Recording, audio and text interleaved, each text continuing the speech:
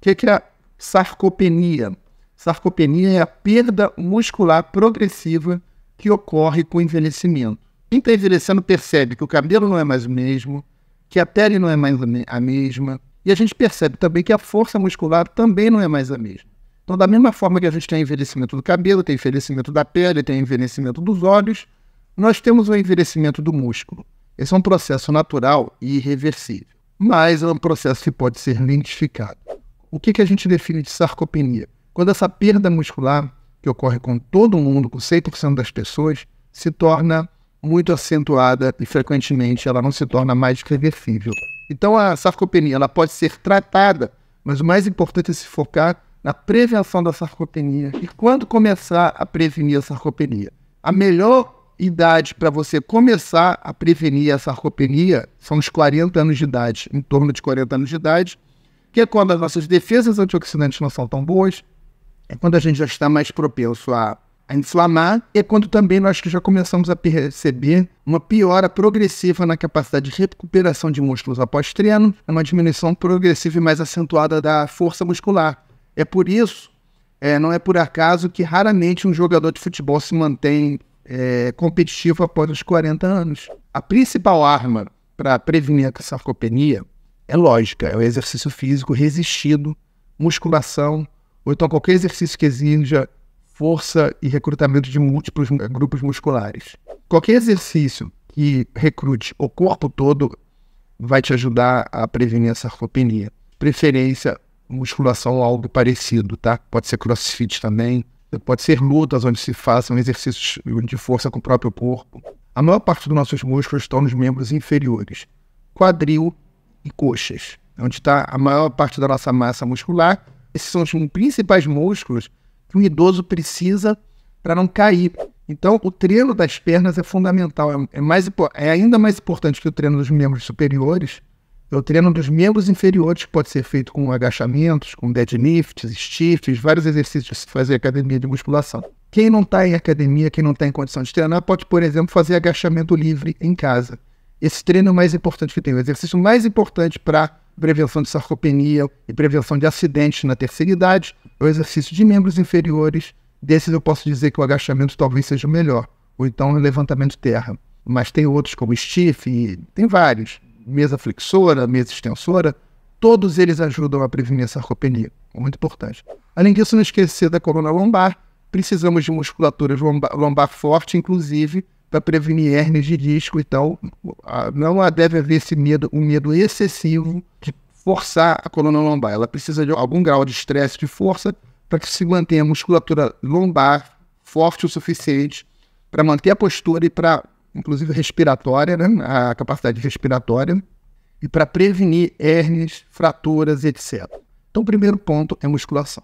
Aos 40 anos, o que começa a acontecer? Como eu estava falando, nós começamos a perder nossas defesas antioxidantes, nós começamos a nos sujeitar a mais inflamação. O músculo ele tem um equilíbrio entre a sua capacidade de crescer e as coisas que impedem esse crescimento, que na verdade levam à perda muscular. O que leva à perda muscular? Inflamação leva à perda muscular e excesso de radicais livres. Um jovem, geralmente, para ganhar massa, ele só precisa de treino, proteína e carboidrato.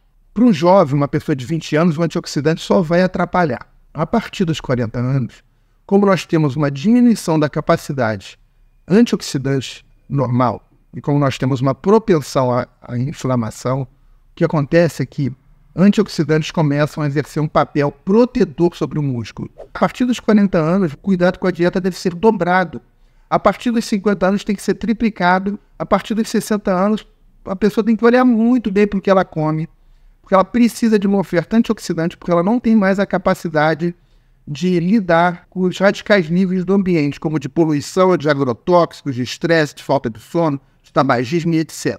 O consumo adequado de antioxidantes ele se torna fundamental para a prevenção da sarcopenia a partir dos 40 anos. É por isso que estudos mostram que o chá verde, por exemplo, o consumo do chá verde, ele melhora o ganho de massa magra de pessoas próximas aos 50 anos, a partir dos 40 anos. Justamente porque, melhorando a capacidade antioxidante, torna esses músculos um pouco mais rejuvenescidos. Então, antioxidantes como o chá verde, como a astaxantina, como a espirulina, que tem muita astaxantina, luteínas e astaxantina, né? Como a clorela, que também tem muita luteína, astaxantinas e astaxantina, etc. Vitamina C, que além de ajudar a prevenir gripes e resfriados, ela também ajuda a proteger o músculo.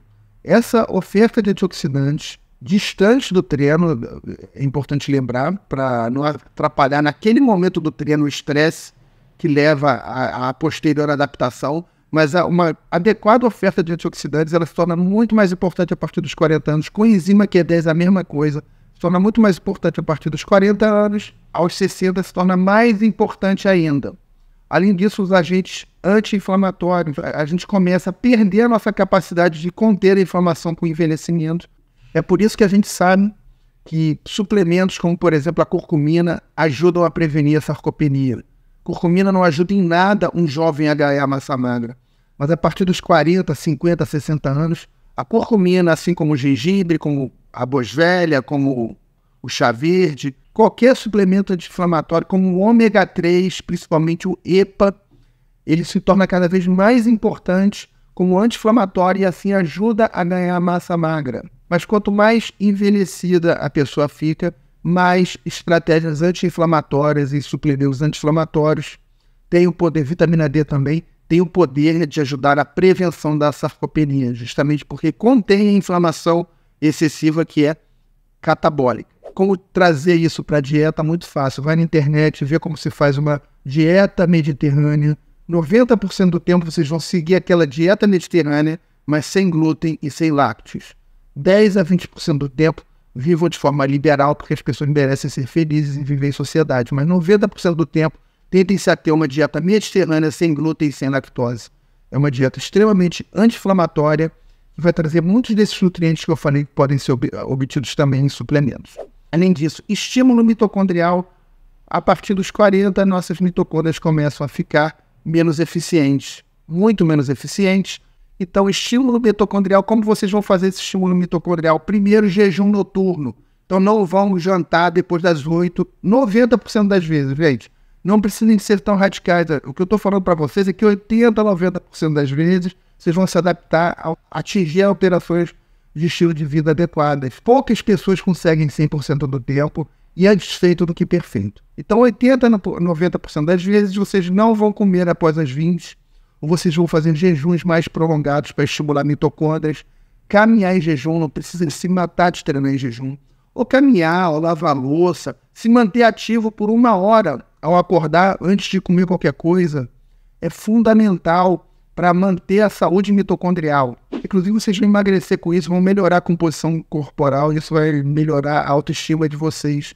Então, o jejum noturno é fundamental, caminhada é fundamental, musculação com outros exercícios de força são fundamentais e treino de alta intensidade é fundamental. Vocês fazem treino de alta intensidade com muita facilidade no CrossFit, mas qualquer um que faça um exercício como lutas, parte do treino de lutas, grande parte deles é um treino de alta intensidade, então vocês podem praticar lutas, vocês podem praticar remos, podem praticar coisas que vocês gostem se vocês não gostarem de musculação. A última coisa importante que eu vou falar para vocês: maquinário de hipertrofia.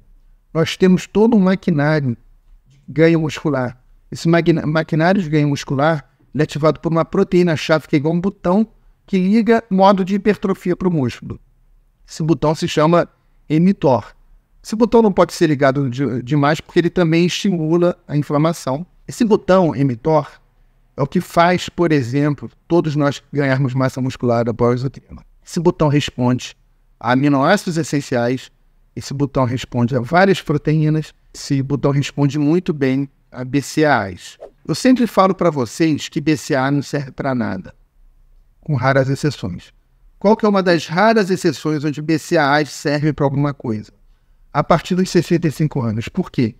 A partir dos 65 anos, esse botão, que é o mTOR, que é o botão de hipertrofia, ele se torna cada vez mais resistente, mais frágil. É o que a gente chama de resistência anabólica, que se torna aumentada a partir dos 65 anos.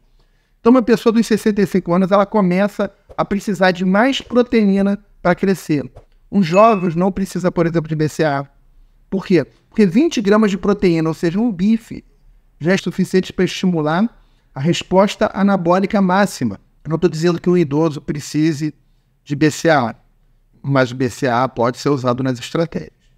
O que um idoso precisa? Como o idoso tem uma resistência anabólica maior, ele precisa de pelo menos uma refeição no dia, pelo menos uma, atingir uma quantidade de proteínas aumentada, maior do que um jovem, que é a quantidade de proteína necessária para ligar o mTOR dele. Então, o botão de hipertrofia do idoso precisa de mais proteína e de mais BCAA, que pode vir da proteína.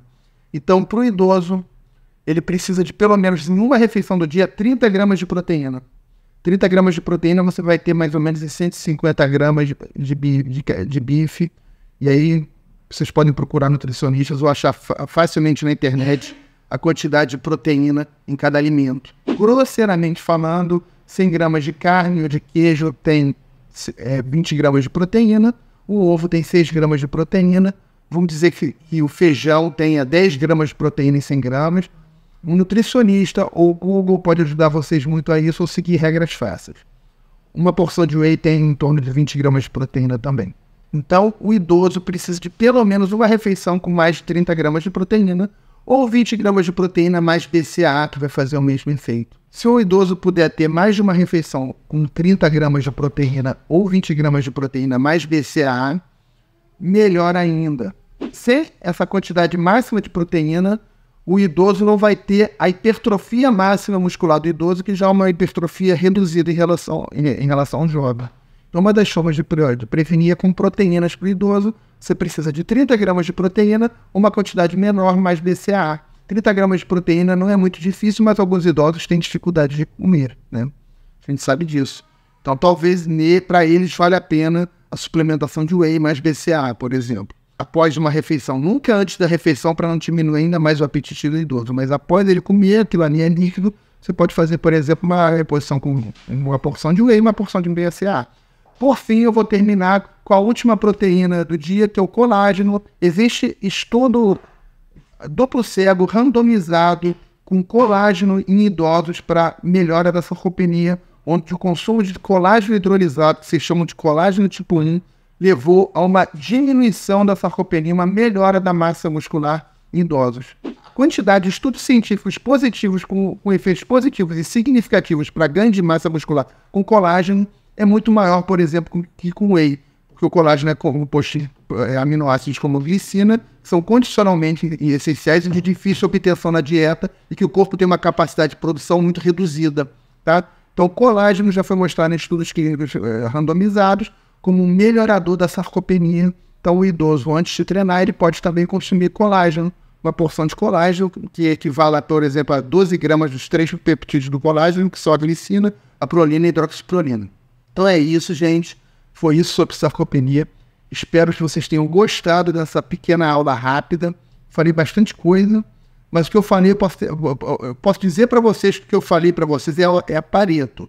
São aquelas coisas que dão 80% a 90% dos resultados. Os resultados adicionais são feitos em tratamento médico, por exemplo, eventualmente até com hormônios, tá? Existem algumas outras coisas que podem ser feitas, mas 80% dos resultados que podem ser aplicados por todos vocês, ou em vocês mesmos, ou também até nas pessoas um pouco mais velhas da família de vocês, foi o que eu falei nesse vídeo. Então é isso, tá dado o recado. Compartilhem, vocês comentem, vocês curtam, para ajudar o canal a crescer. Um abração.